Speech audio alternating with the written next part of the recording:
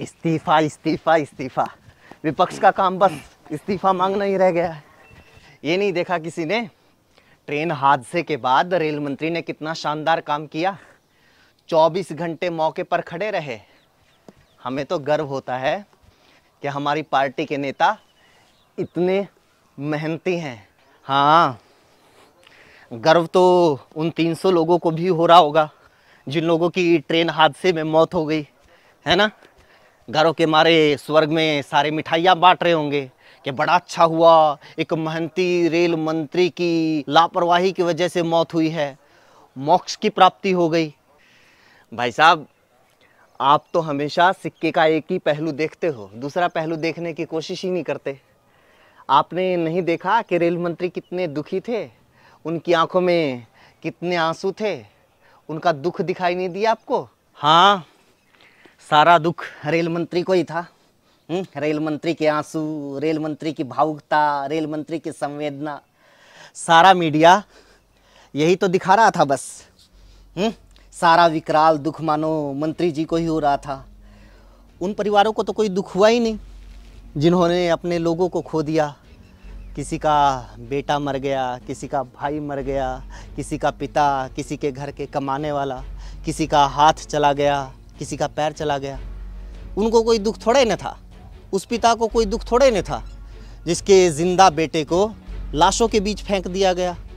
उस महिला को कोई दुख थोड़े नहीं है जिसके पति की लाश तक नहीं मिली। तो इस्तीफा लेने से क्या उन लोगों का दर्द कम हो जाएगा? इस्तीफा तो ऐसे मांगते हैं जैसे रेल मंत्री ने जानबूझकर एक्सीडेंट करवाया हो। नहीं, एक्सीडेंट तो लाल बहादुर शास्त्री, नीतीश कुमार, ममता बनर्जी जैसे नेता करवाते थे जब वो रेल मंत्री थे। इसलिए तो वो ट्रेन हादसा होने पर इस्तीफा दे देते थे। इस्तीफा देने का मतलब होता है नैतिक जिम्मेदारी लेना, लोगों को ये बताना कि ये जो ट्रेन है पटरियों के ऊपर ऐसे नहीं दौड़ रही है। एक बाकायदा सिस्टम होता है, बहुत बड़ा सिस्टम, उसमें बहुत सारे लोग काम करते हैं और उन लोगों का हेड मैं हूँ, उन लोगों का मुखिया, उनका मंत्री मैं हूँ। इसलिए रेलवे में कुछ भी होता है, उस सिस्टम में कुछ भी होता है, अच्छा होता है तो भी और गलत होता है तो भी वो मेरी जिम्मेदारी बनती है। वैसे भी विपक्ष ही कितना भोला है, बताओ। किन लोगों से नैतिकता की उम्मीद कर रहा है? उन लोगों से जिन्होंने ब्रिजभूषण के ऊपर 7 लड़कियों द्वारा यौन शोषण का आरोप लगाए जाने के बावजूद इस्तीफा नहीं मांगा। उन लोगों से नैतिकता की उम्मीद कर रहा है विपक्ष जिन्होंने हरियाणा में मंत्री संदीप सिंह के ऊपर यौन शोषण के आरोप लगने पर उनका इस्तीफा तक नहीं मांगा। हरियाणा में ही अनगिनत घोटाले होने पर, दंगे होने पर, पुलिस की गोली से दर्जनों लोगों की मौत होने पर मुख्यमंत्री खट्टर का इस्तीफा नहीं मांगा।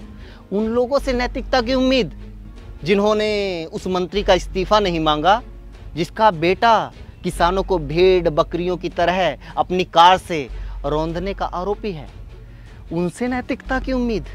हाँ, पहले की सरकारों में तो बड़ी नैतिकता थी, नैतिकता थी। इसलिए तो जब मुंबई में आतंकी हमला हुआ तो उस वक्त के गृह मंत्री शिवराज पाटिल का इस्तीफा लिया गया। बताइए, जब उरी, पुलवामा, राजौरी, छिंदवाड़ा, दंतेवाड़ा, सुकमा, गुरदासपुर, पठानकोट अनगिनत आतंकी हमले हुए तो आपने किसका इस्तीफा लिया? नैतिकता थी। जब पहले की सरकार में गोपाल कांडा के ऊपर यौन शोषण के आरोप लगते थे तो उनसे इस्तीफा लिया जाता था फौरन। आज आपके किसी नेता के ऊपर ऐसे आरोप लग जाएं तो आप तो तिरंगा यात्रा निकालने लग जाते हैं उसके समर्थन में। नैतिकता थी। अगर विनोद शर्मा जैसे नेता के बेटे के ऊपर किसी लड़की की हत्या के आरोप लगते थे तो विनोद शर्मा से इस्तीफा ले लिया जाता था। आज तो अजय मिश्र टेनी के समर्थन में आप लोग कैंपेन चलाते हैं। हाँ, आप लोगों का बस चले तो आप पूरी बीजेपी का इस्तीफा मांग लो। आप लोगों का बस चले तो कल को आप मोदी का भी इस्तीफा मांगोगे। क्यों नहीं मांगेंगे इस्तीफा? क्या जब बीजेपी विपक्ष में थी तो पहले के प्रधानमंत्री मनमोहन सिंह का इस्तीफा नहीं मांगती थी?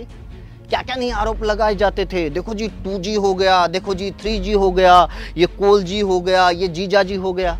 क्या बोलते थे कि नहीं जांच से कुछ नहीं होगा, मंत्री का इस्तीफा लेने से कुछ नहीं होगा, मंत्री को जेल भेज दिया, बोला नहीं नहीं इससे भी कुछ नहीं होगा, प्रधानमंत्री को इस्तीफा देना पड़ेगा। आज के प्रधानमंत्री का इस्तीफा क्यों नहीं मांगा जाएगा? क्या हुआ उन आरोपों का, क्या हुआ उन घोटालों का? आरोपी तो आपकी सरकार के दौरान क्लीन चिट ले आए उन मामलों में। आप तो ऐसे बोल रहे हैं जैसे सारे ही मामलों में क्लीन चिट मिल गई हो। पता होगा अभी तो बहुत सारे मामलों की जांच चल रही है। कब तक लोगों को पागल बनाते रहोगे?